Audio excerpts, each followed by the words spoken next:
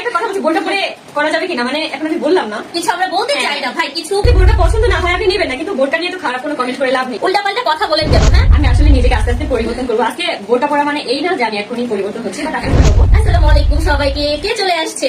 আখি আপুর এত পরিবর্তন। আমি আসলে নিজেকে আস্তে আস্তে পরিবর্তন করবো। আজকে বোনটা পরা মানে এই না যে আমি এখনই পরিবর্তন হচ্ছে, বাট আস্তে আস্তে হবো। তো আপনারা জয়েন করেন, আখি আপুর এত পরিবর্তন সবাই বলবে আজকে।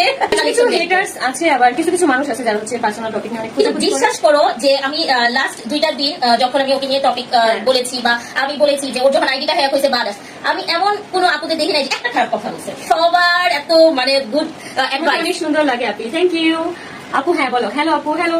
ব্ল্যাক কালার হচ্ছে সবার পছন্দ, যার কারণে হচ্ছে আমি নিজেই ব্ল্যাক কালারটা পরে আছি, দেখছো? এই যে আয়েশ বাবু কেমন আছে আপু? আলহামদুলিল্লাহ ভালো। আখি আপু আপনাকে এসএমএস দিছি, দেখবেন একবার আপু। আমি হচ্ছে রাতে চেক করবো, কালকে আমি অনেকে রিপ্লাই দিছি রাতে চেক করে। আমি হচ্ছে আনিজি ফিল করতেছি এই জন্য যে ব্যাড কমেন্টস যেন না আসে, আমি যেন কোনোভাবে কোনো রিপ্লাই না করি। আখি আপু তুমি কি তোমার আইডিতে লাইভ করবা? দেখি আপু। আর রাত 11টায় লাইভে আসবে, রাত 11টায় লাইভ আসবা, দেখি আপু। তোকে টাইম দিয়ে দিয়েছি। লাইভে যেটা হচ্ছে মেহেদি পড়বো লাইভে গিয়ে। তাই মেহেদি পড়বো আজকে। আজকে আপু মেহেদি করবে, বুঝেন? আমার এই পাশে হচ্ছে মেহেদি পড়বো, আর সেটা কি কালার আছে সেটা হচ্ছে কালকে আর কি। আখি আপু আপনি রাত 11টায় লাইভ আসবো। মাশাআল্লাহ, থ্যাংক ইউ। হালিমা ইসলাম আপুকে চিনে রাখলাম, ঠিক আছে? আচ্ছা একটা কথা বলছি, বোনটা পরে করা যাবে কিনা, মানে এখন আমি বললাম না। কিছু আমরা বলতে চাই না ভাই, কিছু কিছু কথা মানে বলতে মনে চাই কিন্তু বলি না। হ্যাঁ, ভদ্রতার খাতিরে বলি না, এগুলো আসলে রিপ্লাই দেওয়া উচিত না, কারণ এই মানুষগুলো হচ্ছে এরকমই। মেয়েদের আইডি দিয়ে কি মানে ছেলেরাও আমার কাছে মনে হয় না ভাই ফেক আইডি কিলে এগুলো করে, মেয়েরাই করে যা করে। যাই হোক, এটা আপনার যদি বোনটা পছন্দ না হয় আপনি নেবেন না, কিন্তু বোনটা নিয়ে তো খারাপ কোনো কমেন্ট করে লাভ নেই। উল্টা পাল্টা কথা বলেন কেন? হ্যাঁ, কি বলবো? তোমার জন্য আমার মেয়ে খুব পাগল, আমার মেয়ে কত মেসেজ দেয়, রিপ্লাই দাও না, মেসেজ দিলো রিপ্লাই দাও না। নুসরাত জাহান আপু আপনি আমাকে কাইন্ডলি আবার 10টা বছরে যেমন আমি হচ্ছে আমার বিজনেস লাইফে অনেক আপুদের একদম ভালোবাসার আপু হয়েছে, এবং আমি দেখতেছি যে এই আপুটার জন্য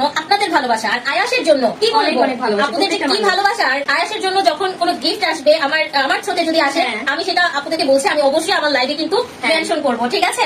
কোথায় বলতে পারে না আল্লাহ আপু মানে আপনি যখন ছোট ছিলেন আপনি আদু আদু করে কথা বলতেন, তাই না?